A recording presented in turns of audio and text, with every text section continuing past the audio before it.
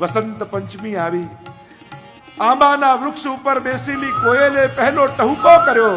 गोपियों समझी गई कि बसंत आ गई है और सब राग भय बाराती दूल्हे राज बसंत. और राग सब भय बराती दूल्हे राग वसंत. सब राग बाराती और बसंत राजा है. बसंत पंचमी આવી. કળશનું પૂજન કર્યું. ઠાકોરજીના ચરણારવિંદ ઢાંકી દેવામાં આવે. ઠાકોરજીને ચોવા ચંદન અબીર ગુલાલથી ખેલાવવામાં આવે. ચરણ એટલા માટે ઢાંકીએ કે હવે દાસ ભાવ નહીં, હવે તો સાક્ય ભાવ. અને ઠાકોરજી ગુલાલની ફેંટ ભરે અને ગોપીઓ પર નાખે.